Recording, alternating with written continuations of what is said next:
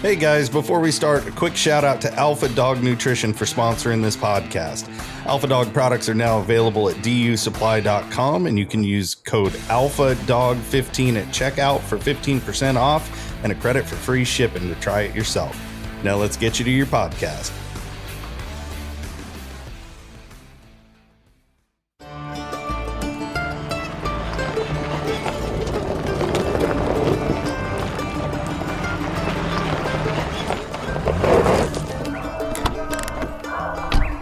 Where's Fielder?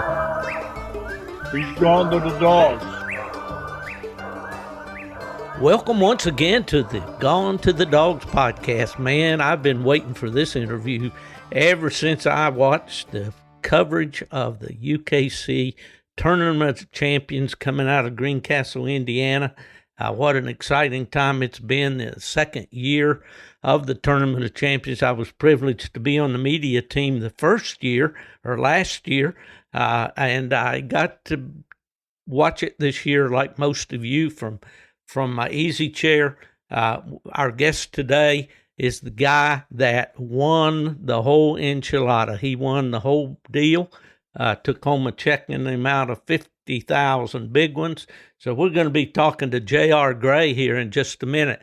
I want to take just a second to thank the people out at W Hunting Supply that make this podcast possible. Buddy Woodbury, Jason Doobie, my buddy out there that kind of looks after me, Shannon, my producer, all those great folks out there.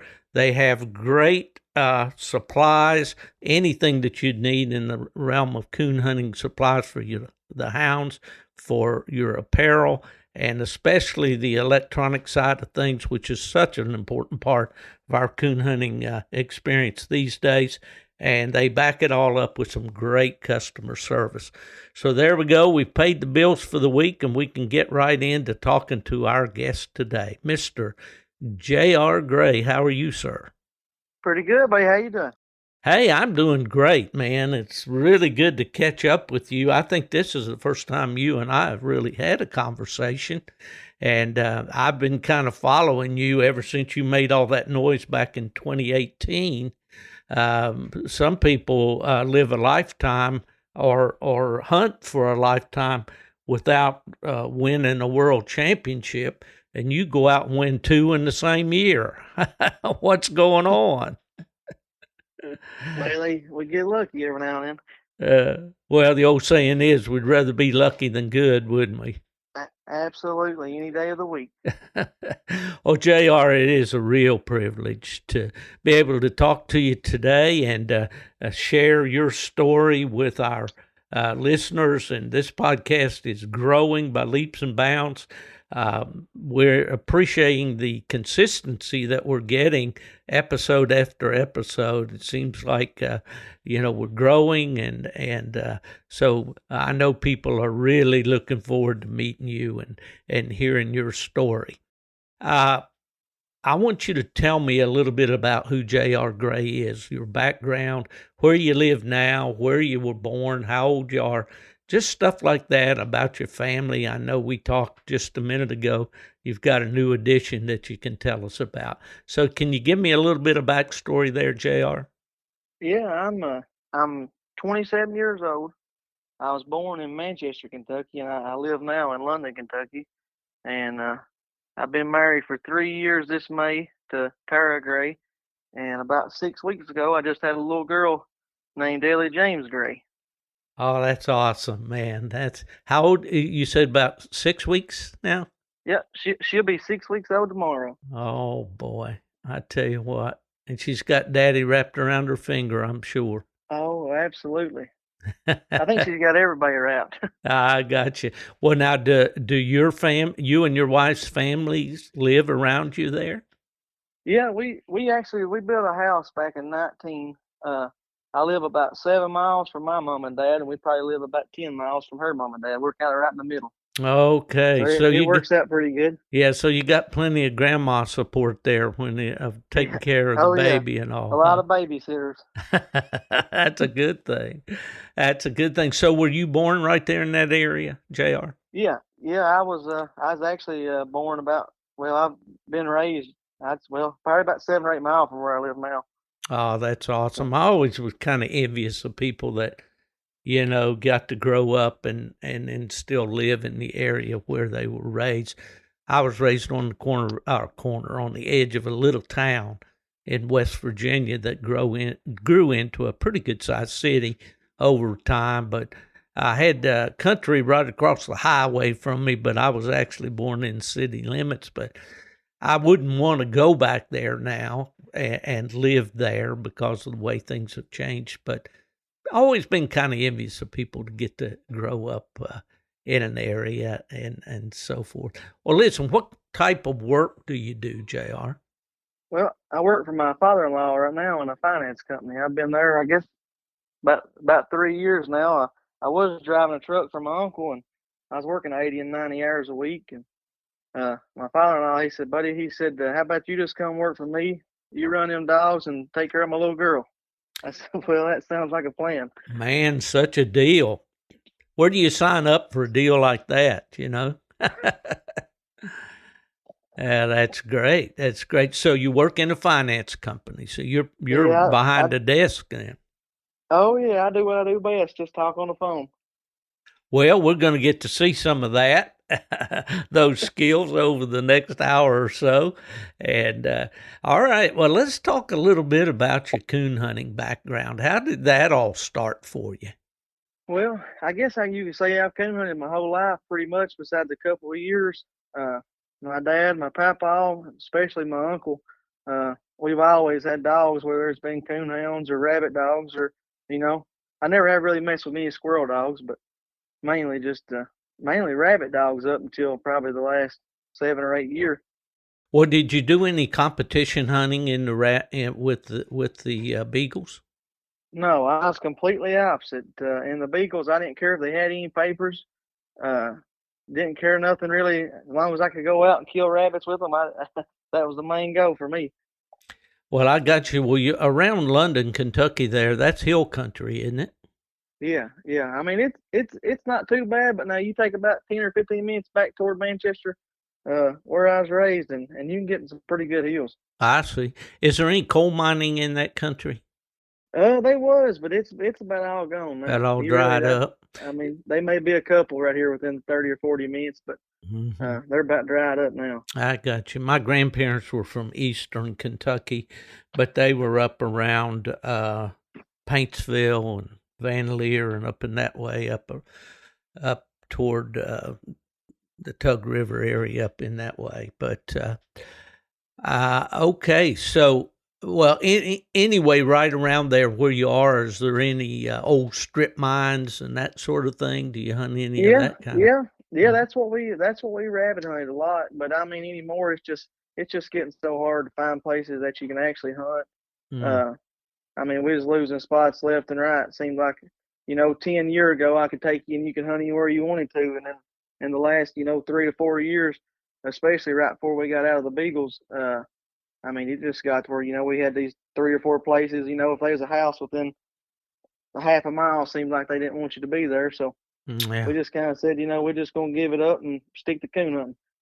Well, I got you. One thing about it, coon hunting, for the most part, is kind of a low-impact sport.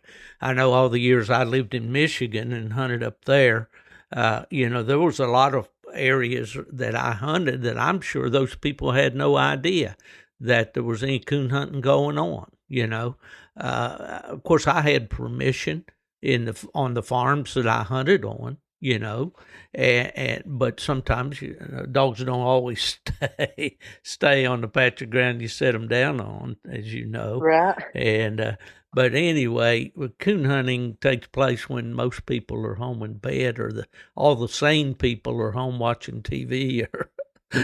Well, we're out there in the dark of night. Well, how old were you when you began coon hunting? Well, I can, we got pictures and stuff, and I can remember back when I was 3 or 4 year old. It was like every Saturday night deal. My dad, he worked in the coal mines, and he worked 70 and 80 hours a week. Whoa. And really Saturday night was really the only night we got to go. But every Saturday night we was consistent. We'd go and lay out all night and get in, 7:30, 8 o'clock the next morning, 4 or 5 of us, then Mom have us back up at 10 o'clock headed to church. Ah, well, good for her. Well, that was always the way with me too back there in the day. We could lay out all night on Saturday night, but we were still going to church on Sunday morning, no question about it. But well, that's great. So your dad was a coon hunter. Coon hunter and a coal miner, then, right? Yeah. Well, he was an off-road mechanic. He went out like them 777s and dozers, D11s, and pretty much anything, the big tires, and tracks. He always done that, I guess you'd say the surface mining. He was always out there working on something. Yeah. Well, you and I are quite a bit different in age. How old are you, JR? 27. I'll be 28 next month. 27 years old. Okay. I am 48 years older than you. You got a little more experience than me. I don't know. I got a lot of miles. I know that. Usually when you get a lot of miles on a vehicle, you trade it in and get another one. I haven't figured out how to do that yet. But, well, I'm sure you had some great experiences. Did you have any boyhood friends or cousins or siblings or anything that hunted with you when you first started? Yeah. Me and my cousin Joey. We grew up together. We was first cousins. I was the only child, but you would never knew it because anywhere you seen Joey, you seen me. I see. We was pretty much all through middle school, high school, all the way up till now. He's a lineman now. He don't get to go like he does, used to, but every chance he gets to go, normally he'll load up and go with us. If not, then I'll have his little boy with me. He loves it. He actually loves them dogs. Joey, he was kind of more of I guess you'd say he liked turkey hunting, deer hunting. I was always the one that liked dogs, but me and him just enjoyed being with each other. So I'd go with him and he'd go with me. Well, that's great. And I know, and I'll give you throw you a little bone here a little bit. I know one time I think it was John Wick in the last year or so wrote an article in American Cooner about why coon hunters don't smile in their pictures and all. And you're always smiling and looking like a pretty happy guy. Does that kind of describe you? You have a pretty positive outlook on life? Yeah, man. I tell you, I've been blessed way more than I deserve. I got an awesome wife, a healthy baby, great parents, got a lot of, good friends, people I hunt with. It's just, that's the main thing. We pretty much look at these hunts. We're going to go to them. It's kind of like a vacation for us. If we go win, that's just a bonus. We don't do it for a job. We do it just because it's fun. And I think as long as you look at it that way, you'll be a lot better off. Well, I have to agree with you, JR. I've seen it both ways. I don't know if you know anything about me, but I worked for 30-some years with the registries. I worked at UKC, PKC, and AKC. And over the years, I've met a lot of hunters, and, I've seen it both ways. And the guys that like you with the attitude you have seem to be the ones that get the most out of the sport. When it becomes a job or it becomes a must-win situation, I've seen so many people down through the years, if they didn't win, they didn't have a good time. And I think that's probably not a good attitude to have. I think you'll have a lot more fun if you go to meet the people, enjoy the dogs, see the good dog work. Do you agree with that? Absolutely, I agree. Absolutely. I think a lot of people, they get out there, and some people, financially, I think, some people they'll go and, whatever they make, they'll spend it the next weekend at a hunt. And if they don't win, they're going to be sitting pretty tight for the next week. And I just think, I don't know, I think people gets a little bit carried away. Myself, I think, they take the fun out of it. When they start making it a job, they take what it's really about out of the equation. I had a friend years ago named Les Rogers. He hunted blue ticks. He was from, I think, originally maybe Alabama. He lived in North Carolina for many years, and he worked for Purina as a rep for them. But he used to always say, boys, it's only a game, And it is. It's a game that we play with dogs. It really shouldn't be I had a plaque one time in my office that said, "Hunting's not a matter of life and death; it's much more important than that." But that was more or less a joke, you know. But I think you're right. I think a lot of guys do take it way too seriously, and I know some of these fellas today that are paying these. Well, they usually have a sponsor or an owner that's paying these extremely high entry fees that we see nowadays. And of course, the return is extremely high as well. But I just wonder how much fun they're having. I'd like to interview some of those guys and ask them, you know, has it become a job or is it something that you still enjoy, you know? But, well, thank you for that background. Are your parents, you mentioned that your parents live nearby and all. Does your dad still hunt? No, he don't hunt. I mean, he hasn't. I guess my dad actually ain't coon hunted in probably 10 years. But now I tell you what, he's the backbone of the company down here. I mean, if I need a dog to go to the vet, or if somebody needs to come breed a dog, or anything and everything, my dad, he's a number one. I mean, he's right there. I can call him any time of the day or night and be like, "Hey, can you take this dog here? Or can you go meet this guy or whatever?" He don't ask nothing. He just goes. That's awesome. Let's give him a shout out. What's his name? Stanley Gray. Stanley Gray, and he lives in London?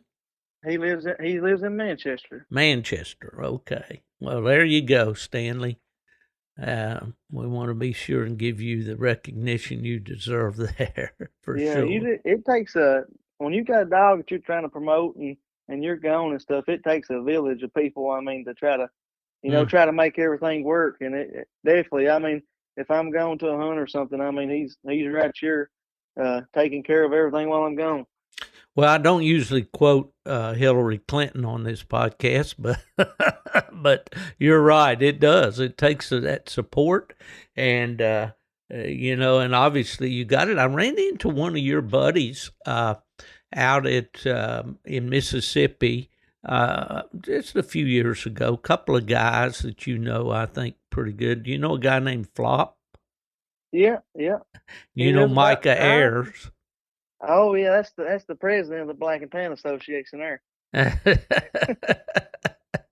Yeah, they were out there. I think. Well, I don't know. We were out there, I think, on the way to White River, but might have been Winter Classic. I think we were. I would say the Winter Classic. Yeah, that's what it was. My buddy Nubbin Moore, who's a black and tan man at heart, but like most of us, they get around to hunting walkers sooner or later.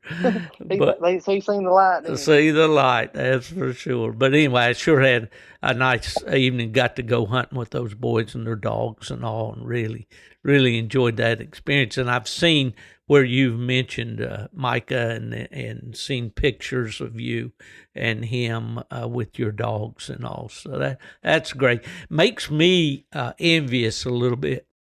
JR to want. I tell you, they ain't no better person than Mike Ayers. I mean, to be honest with you, I wasn't even, as far as in the coon hunting world, they probably wouldn't even nobody know who I was if it wasn't for Mike. I mean, it's kind of a long story about that. Well, tell us about it. Well, me and Micah, we started hunting together. I guess Superman was a 2-year-old and Willy was just a 1-year-old, and all of his, I guess you'd say, black and tan buddies or whatever, they kind of quit hunting or slowed down, and Micah was looking for somebody to hunt with. And I was working at Walmart DC at the time. Well, every Thursday night I would go up to my buddy Tony Bowman's up in northern Kentucky. It's about 2 hours north. And really, they wasn't nobody hunting with me. I'd just drive up, stay all night with Tony, and we'd hunt to daylight after I got off work. And, well, Micah, he kind of, he's not hitting around. There's a boy named Stephen Desarn kind of got us hooked up. He went hunting with me a couple of times. He said, "You and Micah, you'd be a good team." And we got to going up there, and man, it just, I don't know how to say it. I mean, he's just like a brother I never had. But anyways, getting on to the story I was trying to tell you about. So we go and I get qualified for the world. Well, I had Willy qualify for the world, I think 2 or 3 times, but I never really competition hunted besides the local hunts. And Mike was like, you need to go up here and hunt Autumn Oaks. He said, I think you'd enjoy it. Well, that's actually the first big hunt I was ever in. That was in 2017, and we go to Autumn Oaks, and I get Willy in the top 16 the first year. So that kind of had me hooked on that place. And we got all them people up there, and it's a pretty big deal. I enjoyed it. You bet well, it is. the next year, we go up there, and Micah, he's like, man, you need to go to the World Hunt. I got Superman qualified. You got Willy. I said, Micah, I ain't gonna mess with it. I just like coon hunt. And he kept on, and he's like, well, I'm gonna sign Superman up. If you don't sign Willy up, I'm signing you up. You gonna go with me to the zones, please? And he talked me into it. Well, we go up there to zones, and I double Willy up. He gets Superman in, and there's another guy in here named Eric Allen. We all three live about 15 minutes, 20 minutes from each other. And we hunt together. What's in the water? Hey, time out here. What's in the water down there in that part of the country? Buddy, I'd say there's a lot of stuff you probably wouldn't even want to know what's in the water down here. Well, it produces coon dogs. I know that for sure. But go ahead. So then we end up we get all three getting the top 100 of the the UKC world. Well, we go up or we walk in, I don't take nothing serious. I mean, I'm always cutting up and joking, trying to have a good time. We walk in there and I said, Mike, buddy, look over at that trophy. It's got my name on it. He said, do what? I said, yeah, go over and look at it. I was just kind of cutting up. Well, I think Micah and Eric, they get beat out the first round. And, I mean, it was just pretty much, he's like, you got to stay in this or whatever. And here I am, just cutting up. He said, you need to be a little more serious about this. And once he gets beat, he's my backup handler up there. And he just keeps on. We looked up, won the world hunt. And then a couple of weeks later, we end up going to the AKC world and winning it. And that's kind of, I guess, what got me, I guess you'd say, hooked.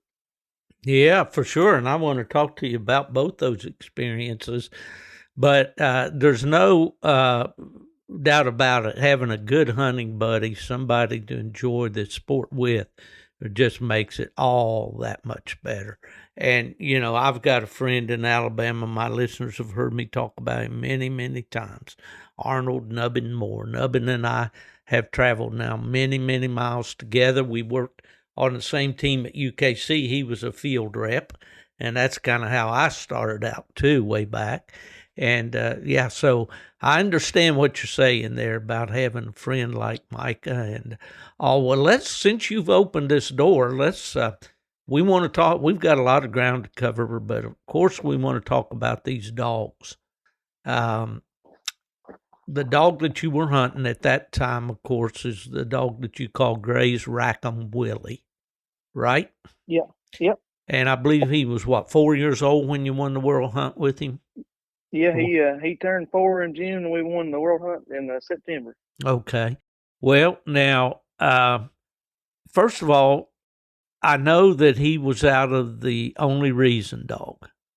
Tell me a little bit about, you had the female named Stylish Page, right?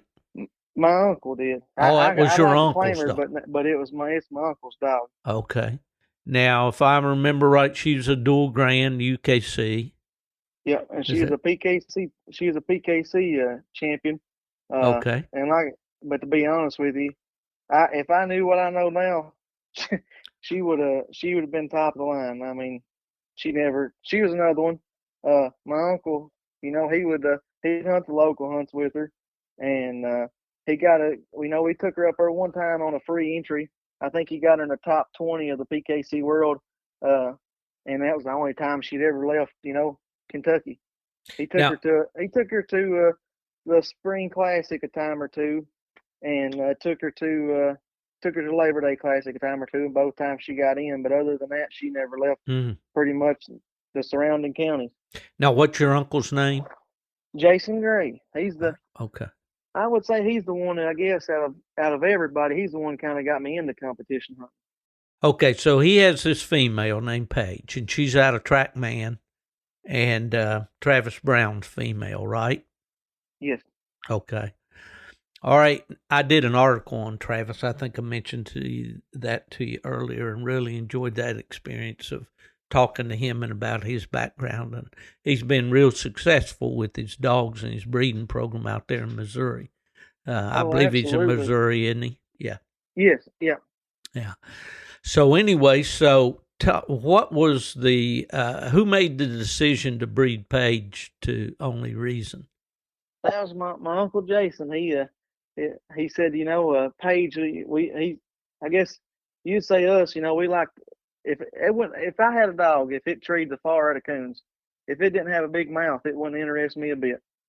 I mean, that's just, we've always had, Paige, she had a big mouth, Willy, and so on like that. And, Willy's pups are the same way, but everybody talked about how loud Reason's pups was, and he was a good looking dog on top of that. And my uncle, Travis Brown, he always, if he bred anything, it was all grand. And, some people look down on it. Some people, or whatever, everybody's got their own opinion about it. But it's about the only way we have to actually document whether a dog is a coon dog or not. And I'd say it can't hurt.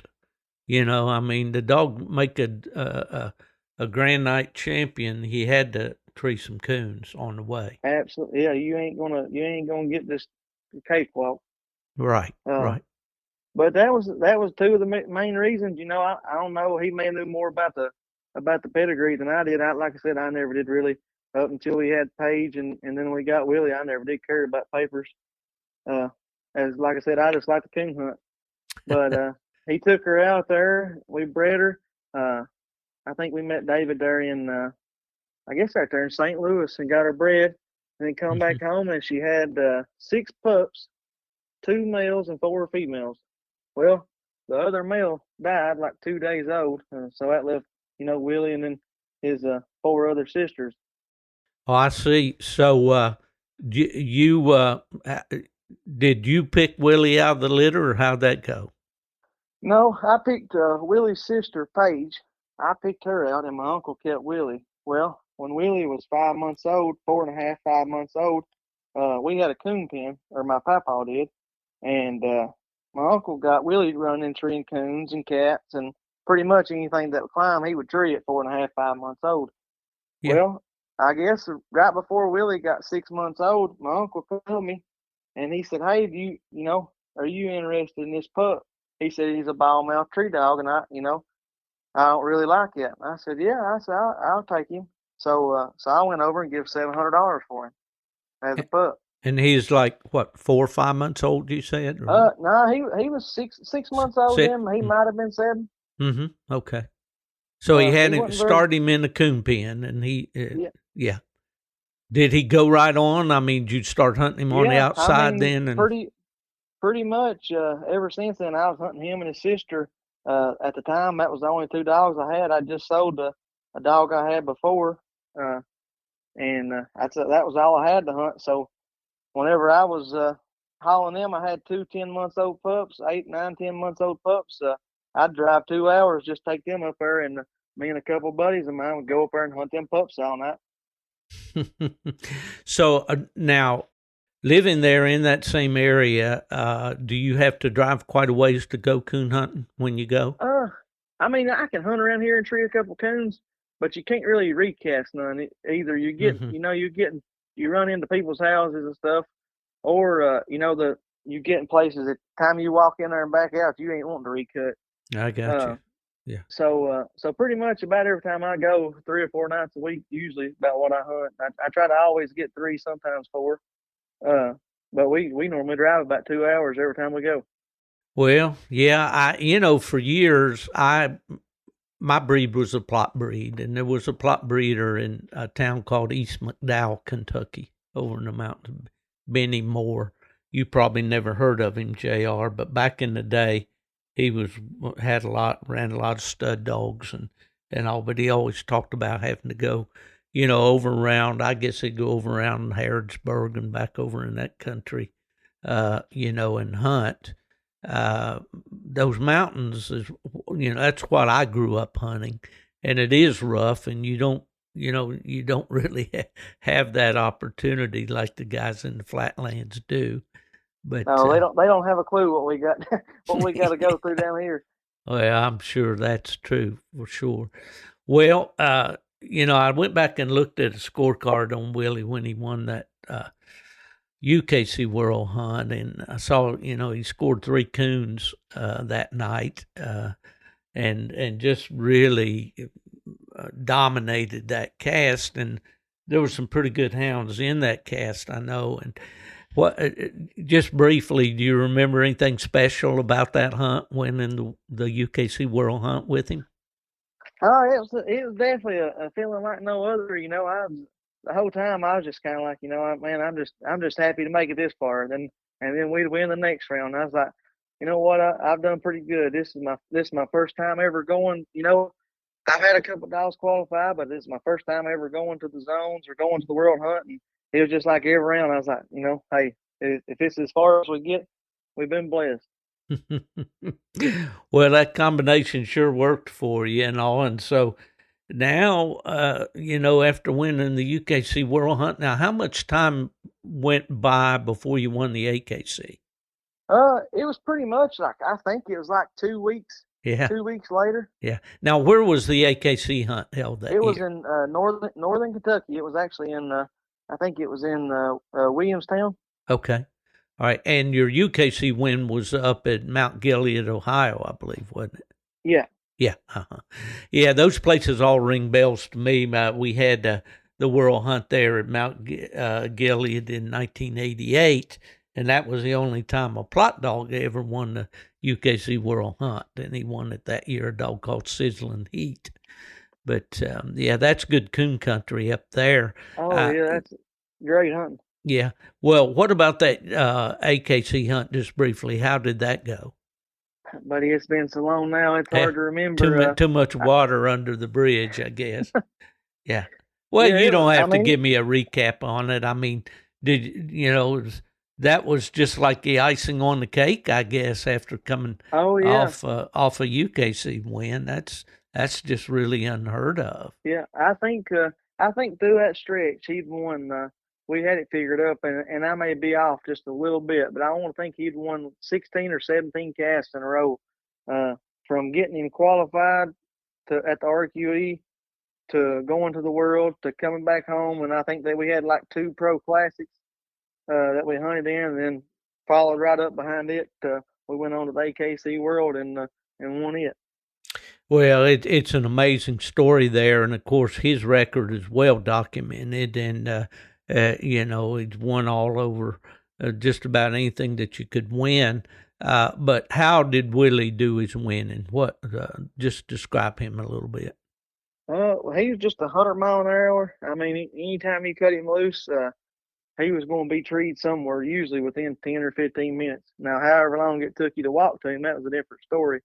But he was just wide open, and he give you 100% every time. Yeah, I know at one point there, Lane Denny made the decision to breed his world champion female to Willie, didn't he? Yeah. And we got there'll be 2 this month, and I'm telling you, I got a little female right there. Well, me and my buddy Ellis Keene, we're partners on her, and I tell you, I think she's going to be something special. Yeah. Well, you put a lot of black in there. Did those puppies turn out real dark? I mean, with a lot of color, or? Yeah. They was pretty much about all. They was pretty much all blanket back with red legs. 2 of them kind of look like a black and tan, really, or what we used to call a high tan. Yeah, exactly. You have a little bit of white feet, and the rest of them it was red legs and solid black back. Well, years ago, those Ozark Preacher dogs, I think John Wick was the one that kind of made them popular, Brinkley's Ozark Preacher dog. He was colored up that way. And, attractive dogs for sure, and a little different from what you see every day. But I always liked those blanket back dogs. And I noticed looking back on his pedigree, when you look back on Reason and then also on Page, you go back in the 3rd generation to Ball Stylish Hickory Nut Harry dog. So he's got that common ancestry, top and bottom, back there. And of course, Trackman's in there. And from what you've heard about any of those dogs, do you think he operates like anything in his pedigree, or? Well, I couldn't really, I talked to C.J. Thomas and the way he described Reason, described Willie a lot, but I would say Willie was probably a replica of his mother. Now, whether it come from Trackman or Travis's side or both, right? But they was both. I mean, the same style. Well, I've got a semen pup, a Trackman pup right now, that's 6 months old, and she's been a little bit of a late bloomer. She's not really excited about the prospects of being a coon hound so far, but she's extremely smart and really a beautiful hound. I think she'll be just fine, but we're not pushing her. We're just going to let her develop at her own pace. I have no aspirations of winning the world hunt. I'd have to get somebody else to handle her for me if I did. But at any rate, well, the Willie story is a great story in coon hunting, and he's obviously been really good to you. He's 8 years old now, about? He'll be 8 next month. I see. Okay. Well, I don't want to make him crazy. any older than he is. yeah, we don't want to talk about that. He's just he's like my boy, right? It's hard to believe he's already 8. Yeah. Well, that's the doggone thing about coon dogs, or any dog for that matter, is they just really don't live long enough. So we have to be, really enjoy them while we can, because the good Lord just lets us put them on loan to us for a little while. But well, so are you pretty happy with the way Willie's reproducing? Yeah, I feel like I definitely can't complain. I think he's got roughly 55 to 60 Nite champions and Grand Nites. They've won roughly I'd say close to 350,000 now. Wow. I mean, and then we got, well, for one, I couldn't ask for. I got a better group of guys here as you do anywhere. I mean, 10 or 12 of us, and they all got behind Willie and got a pup, and they really won't hunt nothing else but something off of Willie. Well, that's the secret. Don't mean to interrupt you, JR, but that's a secret, I think, to any successful campaign with a stud dog or breeding program, is having those pups hunted, and if you got somebody that's doing that, man, that goes a long way in proving what your stud dog can do. Yeah, I mean that's what it takes. I mean, Tony Bowman up there, I've hunted with him for, I guess, roughly, I'd say 10, 11 years now. And, he's just like a brother to me. Opened up all of his hunting places. I mean, I couldn't thank this guy enough. I mean, he's top of the line. And, once he got up, we got these pups a little bit older. And Willie's got, he's got roughly 1,100 pups now. And I think I checked, maybe, I guess it's been close to a month ago. Really only, like, I would say 560 to 600 of them is under a year old. Wow. Yeah. And, well, you got a lot, obviously there will be a lot of them that turn out well and all. And comparatively speaking, everybody in the coonhound world remembers Sackett Jr., or at least heard of him. There was a time that you basically could not go into the pages of American Cooner magazine and turn a page without seeing a Grand Nite champion sired by him. And just was really, but he only sired, I believe it was 1,700 pups before he was killed on the highway when he was about 7 years old. Now, if Willie keeps going, he'll have that many pups, I'm sure. Well, we hope so. Yeah, for sure. And well, that's great. That's great. Well, the reason why, and I don't know, I didn't have a podcast back when Willie was making all that noise, back in 2018 and all. I've been doing this now for about 3 years, coming up on 3 years, I think, this month.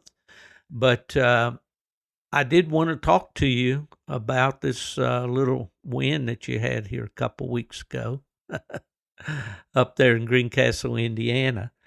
You did win the UKC Tournament of Champions. They upped the entry this year, and I think there was 6 dogs that went to the final. 96 dogs is what they took to the final. Mm-hmm. Out of the zones or regions, they called them. And when all the smoke cleared on Sunday morning, there was one dog that took home a check for $50,000. Do you ever imagine that you could have won $50,000 in a coon hunt? No, it's pretty unbelievable. You know, UKC is stepping their game up every year, and I think I can't imagine in 10 years what it's going to be like. Well, for sure, and I think this whole program was a brilliant idea for them, and there's always detractors. People say, well, but I think it came along for UKC at a time that they needed it.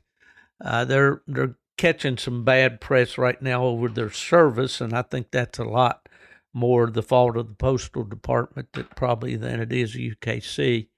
But they've done a great job of coming up with this idea of winning 5 casts and making your dog a champion and then qualifying for this Tournament of Champions. I want to talk to you about this dog. You call him Willy's Connor McGregor. Now, I had to look that up because I'm not an Ultimate Fighting Championship kind of guy. But I had heard the name just kind of thrown around. But how'd you come up with the name for your dog? Well, to be honest with you, I never even come up with the name. Levi Stevenson was the one named him. Oh, yeah? Yeah. We went up there, and Nick actually brought a female down named Izzy, she won the 2018 PKC World. Well, Yep. Right before she got to have pups, she had cancer or something. I'm not really for sure, but she ended up dying like a week early before we could take the pups from her. So we go up and pleasure hunt with Nick, and I think he took a pretty good liking to Willie. So when Abby come in and he Izzy's sister, he sent her down and we got her bred. Well, Nick picked the pup out that looked just like Willie, and then I get the white pup that looks like Abby. Okay, so that's how you came up with him then. What and what's the background on his dam, his mother? Abby, I think she's a platinum champion, owned by Nick Emmel. Right, up in Indiana, right? Yeah, right. And Nick, I think he owned Track Rat, and he also owned her mommy as well. So he's had real good success. He's got a female, a half mate to Conor, which is named Gabby. I think she's won the Indiana State Hunt. She's I don't know, she's probably won $10,000 or $15,000, maybe $20,000 now, and she's only just a 3-year-old herself. Wow, that's amazing, impressive for sure. Well, explain. Let's see. Let's go back. All right, Conor as a pup. How did he look early on? Well, I had another pup. I was hunting named Mac, and Mac pretty much when he got up about 2 years old, he kind of had a blow up, and everybody's like, just lay the dog up. And every dog that I've ever started, I've never bought a dog. I've always had one from 6 weeks old, 6 months old, and raise and train them. And I can say Willie done the same thing. And I had a dog before that named Bo, and Bo done the same thing as well. You go from treating a lot of coons with them to, you're like, well, can this dog tree a coon? Mm-hmm. And it seems like I always call them terrible twos. Well, Mac hit them terrible twos, and Conor was about 10 months old, and I'd never mess with him. And I take him over. There's a guy named Jason Bullock here. He lives about 30 minutes from me. He's got a starting pen. And I take him over to the starting pen, and I said, as soon as this dog starts treeing, you call me, I'll come get him, whether it's a week or a month. I said, I don't want him to sit in here and lose his mouth because, he's got a pretty good mouth. Well, he called me. I guess it's about 5 or 6 days later. He called me. He said, hey, you're going to come get this dog. He's been treated all night. And I go over there. Well, the next weekend, we leave and go to Ohio, and here I go to Ohio with a 10-month-old pup, take him up there, and the first weekend that he ever gets put out in the wild in the woods, we go up there and he trees 2 singles. And I'm just walking on there, on the way back home. I'm fired up. This pup, taking 2 weeks ago, he didn't know what a coon was. And now I've already, he's treed 2 coons, and we bring him back home, and I pretty much just start hunting him by himself. And it's just like he knows what he was doing the whole time. Well, you know how things just happen for a reason, JR. And we don't always know what those reasons are. But here you got a really standout dog in Willy, proven to the world in 2 world championships and everything else, that top 16 at Autumn Oaks and all that goes with it. And then he's getting into kind of, you're breeding him and that you're finding out that what he reproduces is his greatest value to you. And then along comes this young dog. And now that's the way it's supposed to work. It doesn't always work that way. And you certainly have been blessed. And I think there's got to be some credit that goes to the way that you handle a dog and the way that you spend time with the dog. And I want to jump into that just a little bit, and then I want to get back to talking about Conor and what he's achieved. What's your approach to puppies from the time what age do you like to get them to start with? Well, I'll take them out there, and I like to let them, if you get a chance in the evening times when you get home or something, take them out, let them run loose a little while, or if you got, like over at my uncle's, we have about a 5-acre, 4-acre rabbit pen, and just let them run loose. Just let them, if they start messing with rabbits or messing with squirrels or whatever, just kind of let them, be a pup. Yeah. And then, once they get started a little bit, I just kind of, if we go up to Frankfurt or wherever we go hunting, I'll go up there and everybody will be turning their dogs loose left, and I'll be over here walking this pup down the creek, just hoping, we can come across a coon. Yeah. And yeah. So you're encouraging that independence from the time they're young.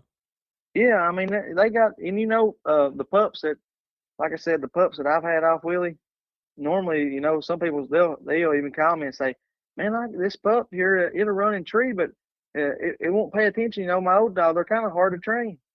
Like, mine will be in here treating, it'll be off over there by itself doing its own thing. I said, "Well, you want to sell that pup since there's something wrong?"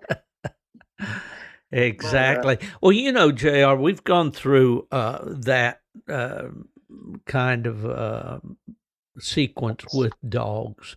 Back when I was a kid and we were training dogs and young dogs and so forth, people didn't get too excited about a pup until he's 2 years old.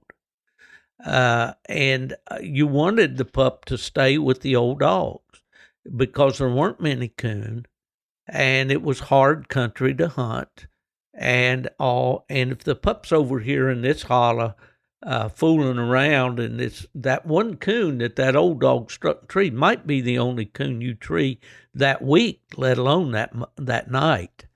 And so you kind of wanted the dogs to stay with, or young dogs to stay with the older dogs. But that has changed dramatically, and I think in the breeding of the dogs, they just tend to be more independent now. And that's a product of breeding, independence to independence, I think. I don't think there's anything environmental, really, that would influence a pup to be more independent. But it's just a different world now, a different ball game. But yeah, I had to agree. From the pups and the dogs that I can remember when I was young, growing up to now. I mean, the dogs I had up until till we hunted Paige, and pretty much we started hunting Willy. Well, now if I had to go back and hunt them, I'd just quit. And at the time, I thought, hey, we was tickled death. Hey, we treat a coon tonight, or we treat one, we treat 5 this week or something. Used to, we'd get fired up over that. Now we're up there. If we go up there and hunt, we treat 5 or 6 singles. We're like, well, we've had a bad hunt.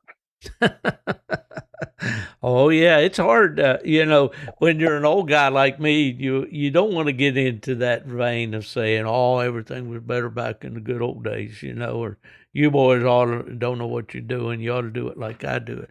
No, I don't want to be that guy at all. but guys really don't understand how much more plentiful game is nowadays. Even in some of those areas in West Virginia where I hunted, where coon were extremely scarce, and we had to stock them. We had to order them out of Texas, or we tried Florida coons. They didn't work very well. But at any rate, now, all those areas, all those hollows and all got coons in them. So it has changed quite a bit there. So basically, you just try to encourage them to be their own dog, and once they start treeing, do you, with all those guys that you hunt with, do you get an opportunity to hunt the pup by himself very much? I mean, yeah, you do. I mean, they're going by always. I mean, every time we go hunting, there's a crowd. Normally, there's 3, 4, 5 of us. We'll all have a dog apiece, and we just get out there and cut them loose. It's just like a competition hunt every time. I got you. But, they'll be scattered all over the place, and normally we'll have somebody to stay in the truck. And then it's just kind of like the bus driver or Uber driver, I guess you'd say. You go your That's way me. and I'll be mine. And we just keep recasting and get around to the road, call somebody, hey, drive around here and get us. And, that's just how we hunt. Well, that's great. And it's great to have that kind of a group like that you can enjoy hunting with. I know a lot of times I hunted by myself in Michigan for 2 reasons. One, especially back in the days when fur was high, I wanted to get out there and skin some coons. And also, if I had a young dog, I enjoyed watching them develop on their own. But when it comes down to it, it's a lot more fun, when my buddies from Virginia would come up and hunt a week with me, or my friends from Indiana would come up and hunt quite often and all. It's just, I think coon hunting is meant to be hound hunting, period, dating back to the old foxhound days years ago. There in your state of Kentucky was always a kind of a group affair, where guys like to get together and all. And I hope we don't lose sight of that, that aspect of it. If it was left up to me to go out here and turn a dog loose by myself, I mean, I love to coon hunt, but if I can't get out there and enjoy it with my buddies, I wouldn't do it. I mean, that's just, now we can go out here and we're all hunting, and I may not see you half the night. I may be walking through her, going to my dog, or 2 of us will go to this dog and these couple dogs. But as far as just me getting out and going by myself, I mean, I ain't afraid of the dark, but that just don't seem like it'd be any fun to me. Yeah. And I would say to anybody that's listening to this is saying, well, you got to hunt by yourself to have a coon dog. Well, I'd have to ask that guy, how many world champions do you have in your backyard, But everybody's got their own opinion. But I mean, you're going to, if you like the competition hunt, and that's pretty much, I enjoy it and I love it now. But I mean, these dogs, everybody's like, well, you got to hunt these dogs by themselves. I mean, realistically, I would say, as far as Conor being in the box by himself, I know he may get cut loose once or twice when he was a pup. But as far as me just hunting him by himself, I'd say the dog ain't been hunting by himself in a year. He's only 2 years old. That's really pretty amazing right there. And, I want to talk to you about Conor. I know that I promised you that we wouldn't go all night with this podcast, although I think we could. And I hope that I can get a little bit of a promise out of you that you'll come back. All right, let's talk about Conor and about this Tournament of Champions and about how you came to be $50,000 richer. Where did you hunt him in the region? How did that all go by? Or what? Let's back up just a little bit. At what point did you decide you were going to hunt him in the Tournament of Champions? Well, I guess it would have been the last year whenever I got my 5 cast wins. Because to me, and I'm not saying it because I want it, but to me, the Tournament of Champions is, that's the hunt of all hunts. And the reason I say it is no matter if you got $1 million there backing you, or you ain't got enough money, you're on a fixed income and you draw $841 a month. Anybody can afford to go to it. So anybody that's got a dog has a chance to win it. It's not, well, you got to spend all this money because you don't. I mean, I think it was a $150 entry fee for a chance at, $50,000. So everybody has a chance. And so I take Conor and sign him up, and we go over to the Lancaster zone, which is about an hour from me. Well, I got it out of Lancaster, and I got some good buddies up north, John Perkins and Justin Burke, and they have absolutely some of the best hunting you'll ever be in. It's hilly, it's not flat, but it's just good hunting, safe hunting. You don't really have to worry about nobody. Yeah. And they take care of me, and they let me guide cast right behind their house. Well, last year I took a dog named Willy B, and I guided him in there last year. I doubled him up and took him to the TOC the top 64. We got beat out up there the first round, and then this year I got it both cast back, and then we won both cast. We won both cast again in the same place. Well, that having a good place to go, that means a lot. And I know down through the years in working on the other side of the desk at all major hunts, virtually all the major hunts at that time, you always want to put the cast with a guide, and if possible with a coon hunter. We always like to have those hunting guides if possible, because they're going to put the casting coon for the simple reason that they want to win that cast as much as the other three. So having a good place to go certainly makes a difference. Well, how did he look up there? Oh, okay. So the first night we go up there, a red bone trees a coon. Actually done a great job. He was probably a half a mile in there treed in 4 or 5 minutes with a coon. Well, Conor was setting a mile tree, but I never could hear him. So these other two guys, we go in there and score that guy. He's got 75 and 100 on a coon. Well, these other two guys strike and tree their dogs. They end up moving, taking some minus. Well, it gets down. We go down here and run the 8.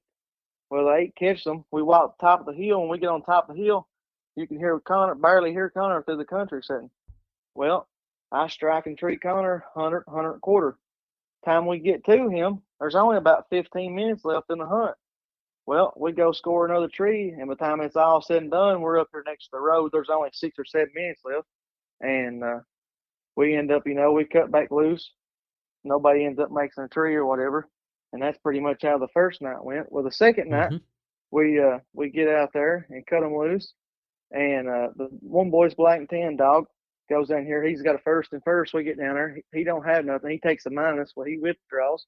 Another boy's dog is I'm not sure. He's pretty much blowed out. Well, my dog's sitting 8/10 down a creek tree. We go to him, he's on a den. Well, when we get to mine, there's another boy's dog sitting in here treed. We go to him, he's got a coon. Well, the other guy in the cast, his dog has been struck for longer than an hour. So that opens up the strike in UKC back to 100. So when Conor strikes back in, the other dog's back loose. I go in for 100, 100 and a quarter. We go to him. He's got a coon. Well, we get him off of that. I'd say there's roughly 20 minutes left at this time. Well, that guy's dog that treed the first coon gets treed again. Well, when his dog gets treed as we're walking to start the 8, by that time there's 9 minutes left. I recut Conor because if this guy's got a coon, he's going to beat me. So when I recut Conor with 9 minutes left, he goes 900 yards. And right before we get to that guy's tree, Conor loads up tree sitting in there. And as soon as we see that guy's got a coon, I had to tree Conor with 3 minutes to go. We go to Conor. Conor's got another coon. And the hunt's over. Down to the wire. Yeah, it was a great hunt. We had we had good guys both rounds. Had a good time. It was definitely a great experience. Yeah. So you got cast wins both nights at the region then with him. Yeah. Yeah. Well, that's First good. night I had 225, and the second night, I had 225 and 70. I had 400. Yeah. That's good, solid scores. All right. So what was it? A week or 2 weeks in between the 3? So we leave the Tournament of Champions, and the next week we go to the Super Stakes, and I ended up getting him in the final 6 of the of the junior super stakes. So he gets in the final 6 in the junior. Of the 2-year-olds. Yeah. What did that pay you? I think it paid $800, and we come back home, and where I just had this newborn. You said $2,800, right? Yes. Okay. I think if I'd have won that cast, if I would have won that cast, that would have put me at, I think, $7,000 is what it paid the last place, or $6,000. I ain't really sure, to be honest with you. Well, so you didn't really take any time off between the regions and the finals. No, the regions was I think the first and second, or second and third, and then right. I turned around, took off Sunday and Monday, and I left for the super stakes on Tuesday. You don't let any grass grow under the wheels of that truck, right? No, that's for sure. We try to, if we got a dog, we try to make it. I like going to the tournament champions, the super stakes, and then I'll hunt a couple local hunts, and then we'll go. We try to go to Autumn Oaks every year, and then we'll try to get a dog qualified and try to make a run at the UKC World, and then if I got a fall dog, I'll be at the fall super stakes, and then I hunt the PKC World. Yeah. Well, that's a pretty full calendar right there, for sure. Yeah, I mean, there's about 6 hunts. You know, we go to the Winter Classic, then the Spring Super Stakes, and the TOC. That's 3, and then you got Autumn Oaks, the Fall World, or the Fall Super Stakes, if we got one, and then the UKC World, and then the PKC World. That's about 7 hunts altogether there, I believe. Yeah. Yeah. Okay, so let's go to the finals and talk about that a little bit, and then I'm going to let you go. All right. So the finals, the first night, we cut the dogs loose. This boy's blue dog does a nice job. He's got 225 on a coon. We go to the slim dog. He's on a den, and then Conor gets split in between them, and Conor's got a coon, which gives me I want to think I got 150 or I think I got 175 or 200 on it. I can't exactly remember. Right. We recast him. The blue dog and Slim's right-handed. Well, Conor goes left-handed, the opposite direction. He gets in there and starts locating around, and he just sounds to me like, and looking at him on the Garmin, it looks like he's trying to win tree. So I'm kind of letting him settle in. They put the stationary on me. Well, the slim dog comes in and covers him, and as soon as he does, I tree Conor. Well, they're treed for probably, I'd say, 5 or 6 minutes together, and then Conor just rolls out. Well, we end up walking in there. Conor had a coon. I don't really know why he left. We never heard him or heard anything get rough. But anyways, so we get that dog off the tree. Conor's treed again. We go to Conor. Conor's got another coon. Well, by that time, Slim is retreed. We go to Slim. Slim has a coon. And then once we get Slim off the tree, Conor's setting .82 in somebody's yard tree. So I tell the judge, and I'm like, hey, we need to get out here this road and walk this road straight down.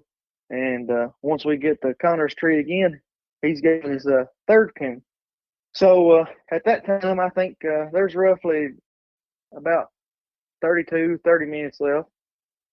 We had to walk back to the last place we heard the Stony dog, which he was struck for a quarter, and or he may have been struck for 50. Anyways, he withdraws. I think there's 27 minutes left. We recut the dogs, and Slim and the blue dog goes left, and Conor just kind of blows out straight in front of us. Well, so when Slim gets treed, that kind of puts pressure on me. I need to get treed. Well, Conor comes treed with probably 9 minutes to go. He puts a stationary on Slim. He trees Slim, so as soon as he trees Slim, I treat Conor. And the guy gets the blue dog treed in. They go score Slim. That puts Slim in having a coon. So once we get to Conor, if Conor don't have a coon, Slim wins the cast. Well, we get to Conor. Conor's got his 4 single, and the hunt's over on the early round. Coon treer for sure. Yeah. So hey, let me ask you real quick. Has he got that big mouth that you like? Oh yeah, he's got it for the most part. I think the people hunting with him, if anything, you can ask them. They was like, man, that dog, they couldn't believe when I treated him in at the end of the hunt. He was 8 tenths. They was like, he just sounded like he's like 400 yards. Okay, well, go ahead with your story. So the late round, I draw a flop. The guy you was talking about earlier, Yeah. And that's one of the guys that I wouldn't want to draw just because he's one of my buddies, and it sucks that if anything I was wanting to draw him maybe in the finals. So we get out there, we cut the dogs loose. This guy's dog does a nice job. He's got 200 on the coon. He recuts his dog. We go to Conor. Conor's got a coon. I think I struck for 50, so that put me at 175. And then we recut him. Conor gets treed again. No other dogs got treed yet. We go to Conor. Conor's got another coon. So I think that put me at a quarter, or 150 and 175. That put me at 325. Well, we get him off of that. This one guy's dog's treed. We go to him. His dog's slick. He takes a minus. Well, that time, Conor's retreed again. Well, we go to Conor. Conor's got another coon. We haven't heard nothing out of the Bugs dog, and we haven't heard nothing out of Nitro. Well, by that time, I think there's roughly 45 minutes left in the cast. And time we walk back to the last place we heard Bugs, because, we had to keep following Conor. We get back out there, start the 8 Bugs withdrawals. Well, we had to cut back loose. When we cut back loose, there were roughly about 30 minutes left, I think. And Flop, he hears Nitro. He strikes and trees Nitro. And we go to him, and Nitro's got a coon. Well, Conor's retreat again, but I don't have to tree him. This other guy, he trees his dog, so I don't have to tree him. And by that time, I don't think there's enough time to put the stationary on one anyway.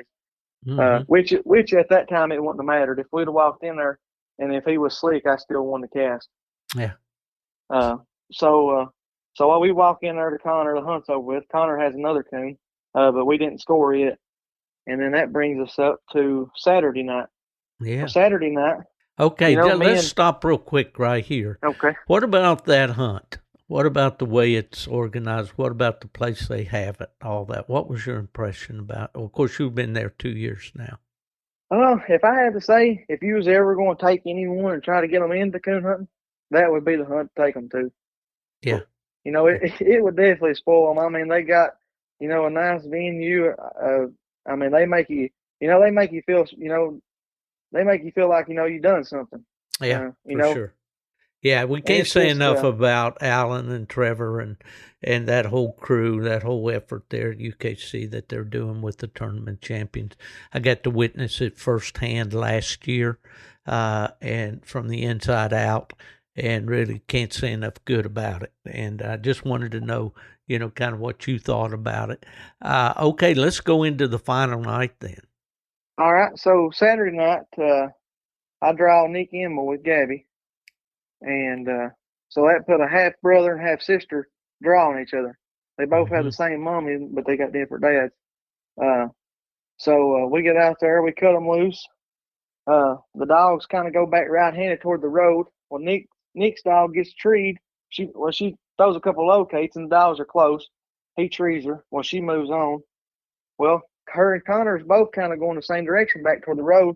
So we run up there to the road and get in the road just in case one of them pops out. Well, Gabby, she shoots across the road. Well, Conor goes back around and goes down the field edge, then pops in there and gets treed. Well, we go to Conor. Conor's got a coon. We get out in the field, recut him.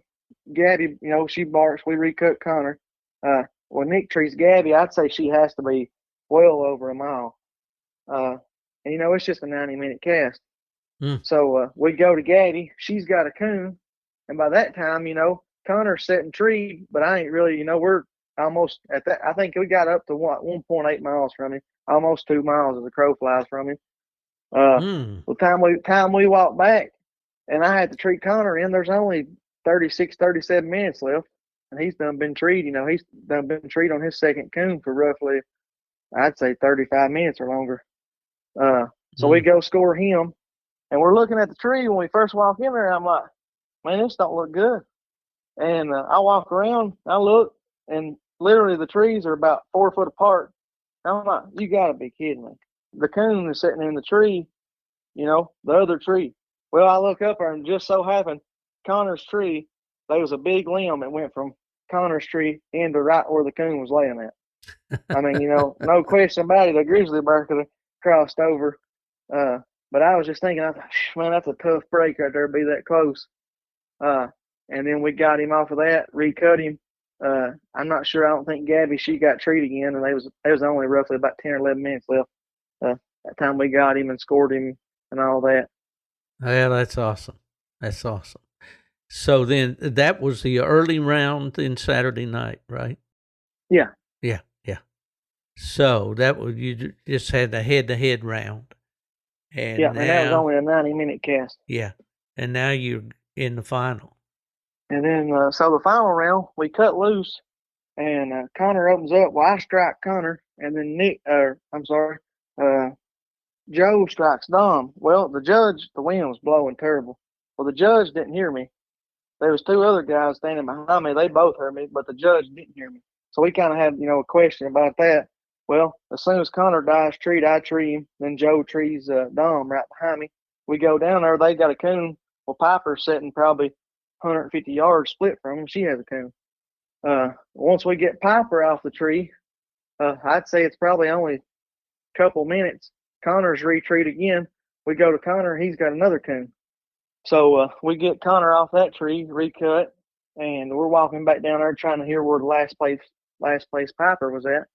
We get back down there. Dom's treed probably 8/10 through the country.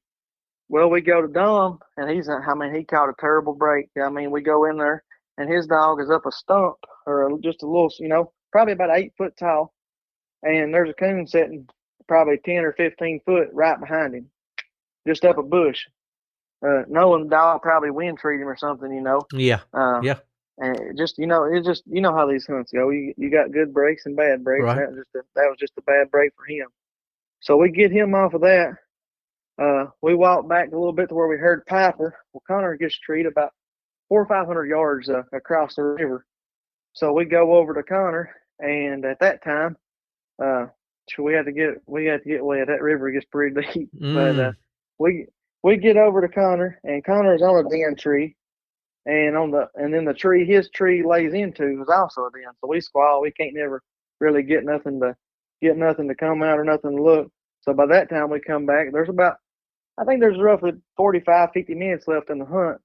Well, Dom is treed in that time. He trees Dom. We go to Dom. Dom's got a coon. Well, I'm sitting at 475 plus, and at this time Dom's got 50 minus, and Piper's only got 175 plus. So realistically, they're gonna have to. Both of them's gonna have to treat at least 2 coons to beat me. Yeah. So I'm gonna leave mine on a leash. He's almost at this point. I know. They can always look better, but it's at this time. He's made 14 trees up here this weekend, and he's made 15 trees, and he's had 14 coons. So at that time, we walk back out of the field, and we get down there. I think when we had to recut after the 8 catches Piper, there's about roughly 10 or 11 minutes left.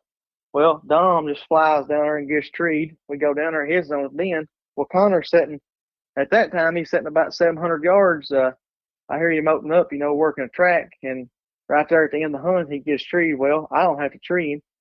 And after the hunt's over, I walk in there to him, and he has another coon. That you didn't have to score. That I didn't have to score, yeah. And that's a smart move, because why gamble, right? Yeah, they wouldn't no need to. Now for granted, both of them, Piper, she ended up taking 75 minus, so that put her at 100 plus, and that put Dom at 100 plus. So really, if I would have gambled and took a minus, I still would have won, but there's no reason to. That Exactly. I guess you never know, a dog could trip possum and get scratched. Sure. For all that goes, so they wouldn't no needing to. Right. Well, that's pretty great. Well, now at that point, then it kind of sinks in that your bank account's taking a pretty good boost. Well, just be honest with you, and people's going to, be like, oh, he's crazy or he's just full of it. But really, that win and that title, that was just as good as any money would ever be. That money comes and goes, but just to know that, hey, Conor won the Tournament of Champions in 22, that means a lot to me. Well, you hit it on the head there, JR, and I don't think anybody that's not involved in the sport would understand that. But I said many, many years ago that if I had a motto, it's recognition is the name of the game. Just getting our dog recognized for what he's able to do and able to accomplish is really more important than the money. Yeah, and I mean, like for example, with Willie, I won the UKC World Hunt. All right, the next year it paid $10,000, and everybody's like, "Man, that sucks," don't it? And I'm like, "No, it really don't." Just to say we won a World Hunt together. Sure. That was the main thing. I mean, that's. Well, look at the dogs that you joined on that list. When I was at UKC, we had a perpetual trophy that sat in the lobby of the office. And on that trophy, it had a little plaque on there for every dog that won the UKC World Championship. And I don't know if they still have that or not. But to have your name alongside the Beaver Lake Magic, the Hillbilly Hillbilly Mac and all of those dogs down through the years that won that hunt, ever since 1978 is an honor and something that most coon hunters will never achieve. And so I get it. I get what you're saying. Well, it's great that you won the Tournament of Champions with a young dog out of your stud dog. And so what's the plans for the future? We're just hopefully, we're going to keep pegging along, and hopefully we got a few more good wins left in the tank. And, we'll just see how it goes. Well, have you bred Conor yet? No, I'm not going to. Willie's taught me a lot about the coon hunting world, and I tell you, it's awesome owning a stud dog, but I tell you, I enjoyed Willie way more hunting than I did breeding. Or breeding now. Well, that's when the work starts. Is when you make one and the public gets wind of it, and that's when the phone starts ringing, and that's when your wife probably wonders what happened to her husband. Yeah, I mean, people, everybody wants a stud dog, and it's a blessing. It's an awesome experience. But I think, you kind of get to where, you're like, I enjoy coon hunting a whole lot more than just breeding dogs. Well, you're a coon hunter. That comes through, JR. You've got a great background. You've got a great support group there, not only your family, but your friends in that area. You got a beautiful wife and a new baby now. How much better can life be, right? Oh, yeah. I mean, and like I said, the main thing is, I mean, I got, and I'll say it, and I'll tell everybody this, I mean, Willie or me or anybody, I mean, I got some of the best friends as far as in hunting you could ever meet. Yeah. I mean, that's the main thing. I mean, like I got, I hunt, this is just say like a weekly basis. I hunt with Tony Bowman, Micah Ayers, Ellis King, Casey Maggard, Kevin Gay, Ben Hale. There's a lot of us that gets out. Zach Norris and Kendall Norris, they're always, Micah always makes a joke. He's like, well, if the bus ain't full, I'd like to go with you tonight. And anybody that ever calls me, I'm like, hey, I ain't never told anyone yet, hey, we ain't got no room. I just always say, well, we got 4 or 5 going, but we'll make something happen. We'll make room. It's all about the fun anyways. You start getting too serious about it, and you have bad nights, and it seems like every time you plan for one thing to go one way, it'll blow up in your face, and you'll go another. Mm-hmm. So, well, in my experience over the years, I've met all kinds of coon hunters, and I've experienced all kinds of different attitudes with coon hunters. And I'd say that your attitude and the way you're approaching the sport is the right way. And if you're a young hunter out there listening to this podcast, you can learn a lot just by listening to JR here and his attitude toward the sport. And JR, it's been great to spend this time with you. We have spent about an hour and 20 minutes now, which I promised you we'd wrap it up in about an hour. But I'll just have to owe you for that extra 20. And that ain't no problem. And I do deeply appreciate you coming on the Gone to the Dogs podcast. You're a class act. You've really given us a good hour and 20 minutes here of entertainment and go And ahead. I was going to tell you too. I got to throw this in there. I got to give some shout outs to some boys, Eric Emery and Stephen Emery, Adam Trusty. Well, not only with Conor right here, I met them boys about, I guess, close to 2 years ago now. Mm-hmm. And, I'll tell you another thing I think it helps these dogs is, it makes it nice when you got somebody like them guys up there. Last year in May, I sent Conor up there to Eric to hunt. So pretty much, Conor gets to hunt down here in these hills and hollers, kind of figure things out. We sent them up north to Eric and Trusty and Steven right there, and they hunt them for probably 2 or 3 months out of the year for us.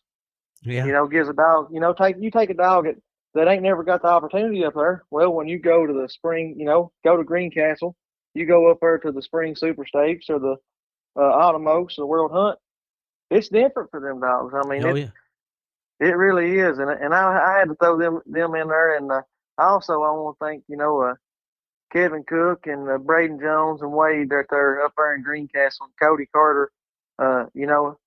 Going back again, that's where, I guess the biggest thing is, like I said, going back is you find these friends, and Kevin and them, they opened up their homes, and him and Tenderfoot, and they took us, pleasure hunting, give us a place to keep our dogs and stuff like that, man. That goes a long way. And that to me, that's the main thing about these hunting, you meet so many good people. You'll have a few bad eggs, but for the most part, I mean, you meet some great people and people that you would never knew. These dogs, you can't believe where they take you. Well, that's for sure, and I can testify to that, JR. And I think a lot of the you can always judge a guy by the company he keeps and by his friends, and I know that those guys would say the same thing about you, my friend. It goes both ways, and well, I certainly want to wish you nothing but success going forward. And that you, Conor, will exceed your expectations as a competition dog, and then maybe someday down the road you may decide to stud him out the way you have Willy. But it's been a great visit with you, and thank your wife for sharing you here. I know that you're usually out hunting all that you can and that sort of thing. And this evening, it's really been great to talk with you, JR. Wish you nothing but success going down the road.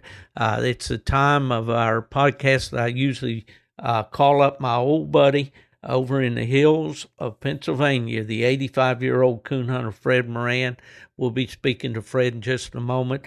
But, JR, I want to thank you once again. I wish you nothing but the best. All right, man. I appreciate it. It was good talking to you. I really enjoyed it. Well, I'm glad you did, and it's very enjoyable for me, too, and we'll do it again, okay? All right, sounds good. Have a good one. You too. Well, how you doing, Fred? Oh, pretty good, Steve. Wore out. That's all. Too much hunting, not enough sleep. But I'll give it a good try again tonight, because we're supposed to get a lot of rain tomorrow. Well, have you had a lot of rain up your way? Quite a bit. Yeah. And I hunted in the woods 2 nights ago, and it was supposed to storm late, but we quit right just as it started. I went back, that was 2 nights ago, or 3, and I went back in the same woods last night because I wanted to see something there. And man, we're lucky we got out, because on the gas line there was about 3 trees, at least telephone pole size, that the wind blew down overnight. And really, if they would have hit someone, they wouldn't be there tomorrow. But well, I saw that you it looked okay. Yeah, well, I saw that you were having some bad weather up that way. I had to call or text my buddy Randy Smith up there. I don't know, how far is he from you? He's there north of Pittsburgh in Katanning. Yeah, that's where Randy lives. Yeah. How far is that from you? Oh, about 40 miles. I got you. Okay. Well, I knew you guys He's were. got some good hunting. If you go north of his place, a little north west, that's some of the best hunting in Pennsylvania. It's all level, a lot of coon, Yeah. and 99% of the farmers up there want you to get them all. Yeah. They're a nuisance up there. Yeah. I enjoy hunting up there with him. I go up a couple times a year. Did he ever usually. mention a town named Slippery Rock? I've heard of Slippery Rock, but isn't that where There's the a college is? college. Yeah. Yep. Penn State, right? Yeah, no, not Penn State, No? but Slippery Rock Slippery Rock College. College. Yeah, okay. Yeah, and there's another one, Yeah. Grove City. Right. But that's some of the finest coon hunting in Pennsylvania. Yeah. I shouldn't be telling that. Everybody. That's right. You'll have to get an appointment if you want to Well, go. that's one of the few places you can go in Pennsylvania and run into somebody coon hunting. Most of the time, you never run into anybody, but Yeah. you will up there. Yeah. They come from Ohio and everywhere else. I got you. Yeah. Like I say, it's some terrific hunting. And just about anywhere up that way, it's a lot better. Mostly because it's level, like Ohio, parts Yeah. of Ohio, Indiana, they're good hunt. People always ask me, what's the best place I ever coon hunted? And I've been in probably every state but about 10, and plus Canada. Omitting Canada, I always thought the best coon hunting for most coon and pretty easy hunting in comparison was Michigan first and Iowa second. In Iowa, one time, me and John Chilser, when he was living, we were hunting out there. This was a good 40 years ago. I think we saw, I don't remember exactly right now, 21 or 22 coon in 2.5 hours. And now, a lot of trees had, doubles, triples, stuff, but that's still a lot of coon, no matter which way you look at it. Do you Michigan, remember where you were hunting out there, or yeah. Yeah. I hunted with a guy that he's well known. No, I can't think his name now. He had a red dog. He used to advertise Spoon River Andy. I'd know his name right away if I heard it. He lived in Iowa, but just over the Missouri line. This was north of Kirksville, Missouri, but in Iowa. And a guy came here and bred a female to my old magic dog from Iowa years ago. And we were out there at a redbone hunt at Kirksville. And we went up with them one night, just went coon hunting. And that's how we saw all them coon.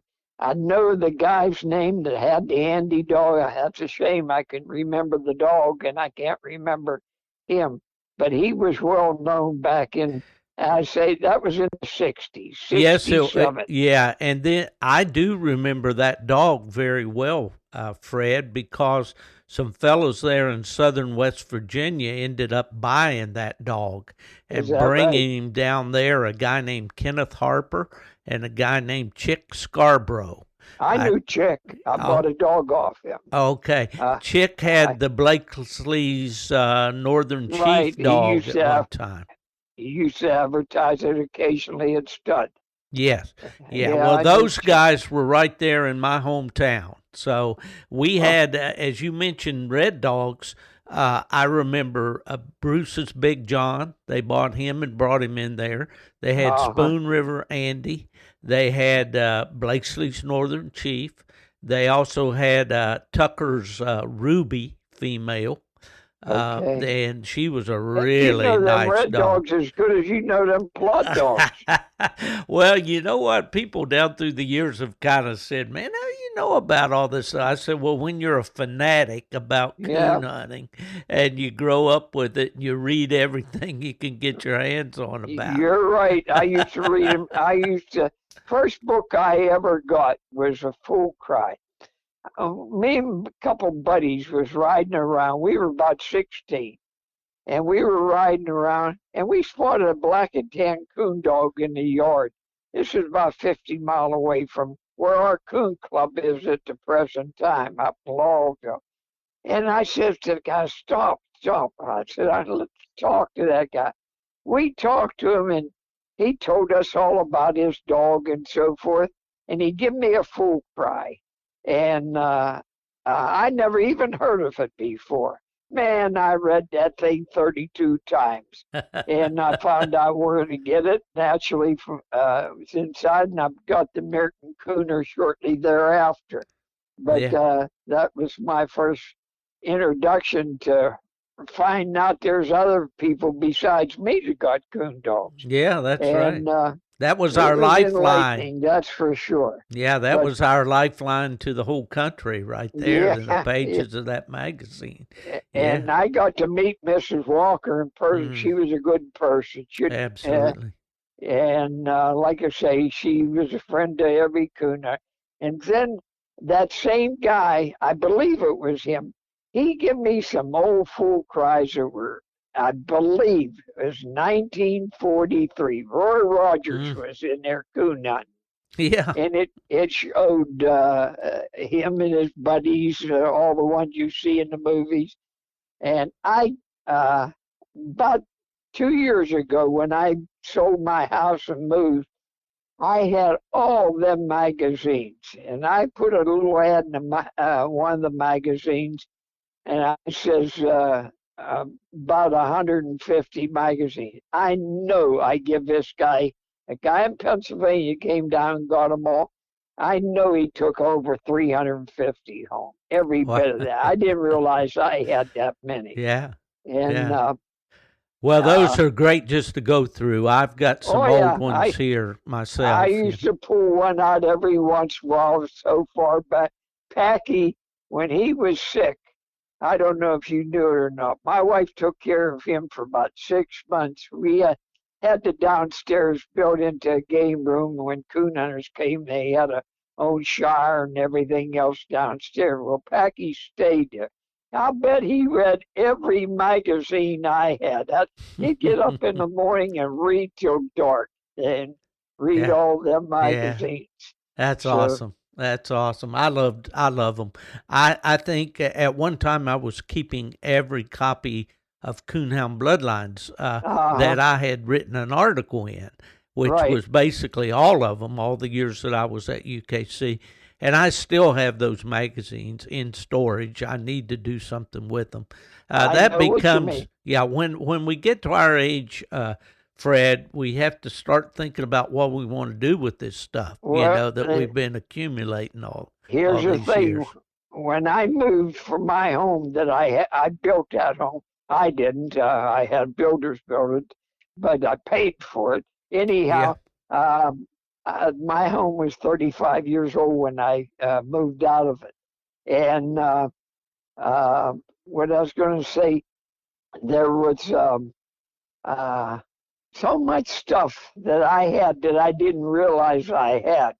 And I'm still at that place. I got stuff in storage right now. One storage locker to go, and then I'm out of there completely. But anyhow, as far as the magazines and coon hunting stuff, when I quit hunting, well, not quit hunting, when I quit the books and everything, I put word of mouth out. I called 2 different coon clubs, the nearest ones to me, Blairsville, which is 50 miles away, in Laurelville. Laurelville's only 14 miles from me.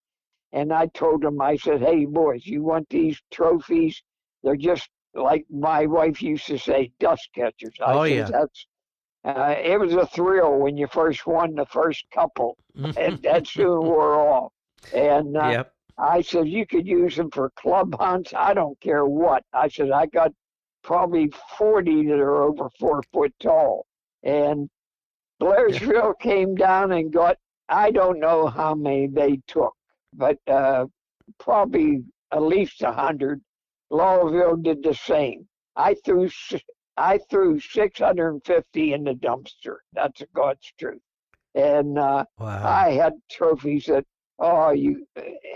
you don't realize you got them till you start getting rid of them or something like that. Yeah. And but like I say, they're nice to look at. And I give a lot to relatives. My aunts say, they thought they were so beautiful and that. Well, when you start dusting them every week and so forth, you soon find out they ain't all they're made out to be. But it is a thrill when anybody would be lying if they denied that. We all like to win, but after a while, it just becomes a bit of a burden. And Well, but that's I true. still go to a hunt occasionally. In fact, Patty called me today. She said, "Are you going to go to a hunt?" I says, "I give you my book." I says, "Where's a hunt at this week?" She said, "There ain't none next week, but there is, or this week, but there's one next week." And she told me where it was. I said, "Yeah, I'll be there. I got a dog that he just needs one win, and I might as well at least get that on him while he's living." And Yeah. so I like it, the meeting all the old guys, especially the old timers and that. Here's a guy from West Virginia. I don't know if you know him or not because but he is a Redbone man, but he's from West Virginia. The nicest guy you'll ever meet and most honest guy. He's dead now. He died this past year. Bill Shervant. You ever meet him? Yes, I have, and I met him up around Clarksburg. Where at?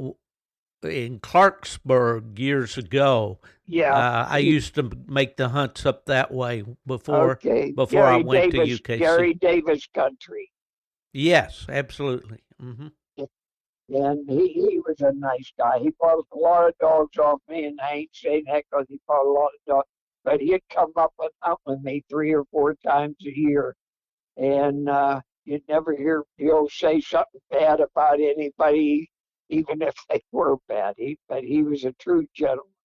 And me and Bernie Grinchick went down to the funeral when he was laid out down there. Well, you know, those people like that are what I call the salt of the earth people, and they've been the Few and back. far. Yeah, Few and far. yeah, absolutely. Fred, we're going to have to cut this one short.